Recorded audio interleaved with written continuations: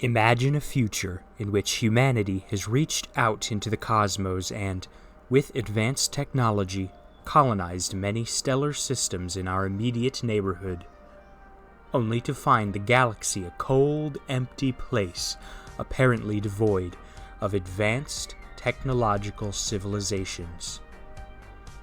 This is the universe envisioned by acclaimed science fiction author Alastair Reynolds, and popularized in his Revelation Space series. When I first read Revelation Space, it effortlessly became one of my all-time favorite science fiction novels, and I was immediately committed to finishing the series. As such, I will be doing an in-depth series talking about the various factions, technology, and concepts of this universe in the hopes that you too can share these incredible books with me. Welcome to the world of the Sci-Fi Guy, with science fiction author and futurist Patrick Lightson. Join me today as we explore this unforgiving universe through the lens of its people, the humans and, of course, transhumanists who have populated this universe by the time of the 26th century. First, let's take a look at the primary human factions of the Revelation Space universe: the Demarchists, the Conjoiners, and the Ultranauts. There are others, of course, but we will focus on these three as they're at the forefront of the story. The Demarchists are one of the oldest factions still relevant in canon by the time of the first installment. They are a self-proclaimed class-free society in which all matters of local public policy are determined via absolute democracy. They originated in Jovian orbit with the European Demarchy, and their egalitarian philosophy quickly became popular with other human colonies across the local stellar neighborhood. But how is Demarchist absolute democracy achieved? On a Demarchist-settled planet, citizens are required to have a neural implant with which they will be continuously bombarded with issues to vote on. Thus, the planetary population is constantly deciding policy in real time through absolute majority decision. The process is reportedly initially jarring and mentally exhausting, but becomes a subconscious process rather quickly, often compared to the ticking of a clock. Other, more intensive neural implants are something of a taboo, which we will explore in a later video, but genetic manipulation, cybernetic augmentations, and life extension technology is commonplace, at least prior to the appearance of the melding plague, another concept we will discuss later. Next, we've got the Conjoiners. Where the Demarchists prefer a minimal approach to neural machinery and a no-holds-barred view on genetic and cybernetic augmentation, the Conjoiners take the opposite approach.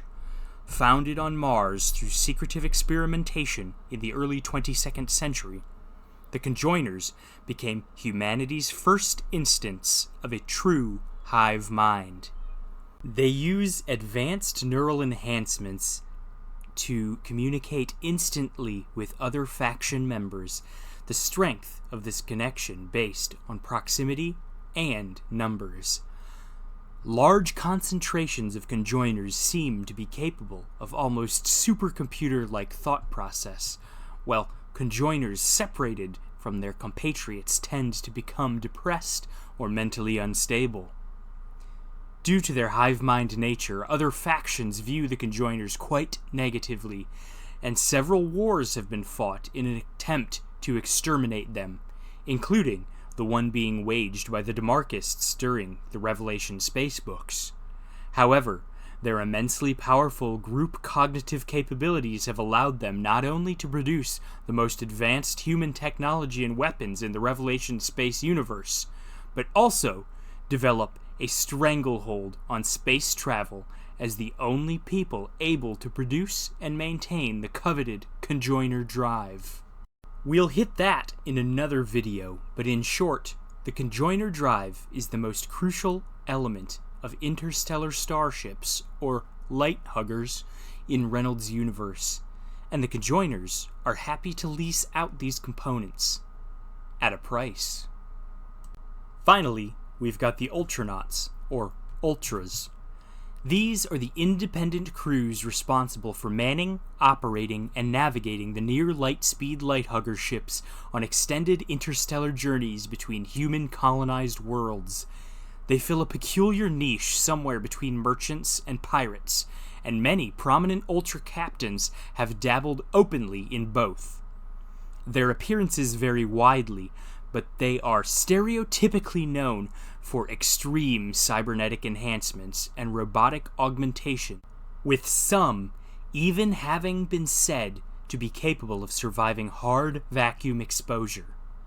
Between these heavy modifications and the extended periods they typically spend in reefer sleep, Ultras are often widely recognized as claiming some of the oldest living individuals still around in the 26th century, with some having been born as early as 500 years earlier.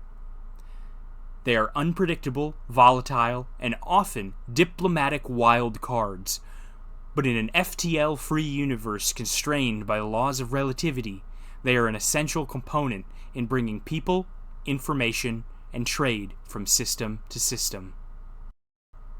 I think the dichotomy between the Demarchists and the Conjoiners really sets the stage for one of the big pictures Reynolds is getting at. How far is too far when it comes to technological augmentation of biology, and at what point can we still consider ourselves human? On one hand, we have the more visibly baseline human Demarchists, who seem hell-bent on committing mass extermination of an enemy they view as an existential threat. On the other, the Conjoiners, a society with virtually no parallels in today's world, who has forcibly incorporated members in the past, but also boasts of the fact that none who have ever embraced their trans-enlightenment cause has ever sought to go back to normalcy. The rogues of the bunch, the Ultras, embody humanity's spirit of exploration, adventure, and determination, all while showing the capability for simultaneous grandeur and atrocity. By having these factions on the main stage of his universe, Reynolds displays a world that is both recognizably science fiction and undeniably human. In that sense, he touches the extremes of human nature while creating relatable characters, relationships, and interactions. Thank you for listening today. A huge shout out to the Revelation Space Wiki for providing a lot of the clarifying information and details for this video, as well as to NASA for all of the royalty-free imagery I was able to access via their web portal. If you enjoyed this video and want more sci-fi content, please like, subscribe, and comment your favorite science fiction universe below. Join me next time as we explore the technology of Revelation Space and talk about interstellar colonization, light huggers, machines, and more. Thank you again, and always remember, shoot for the stars.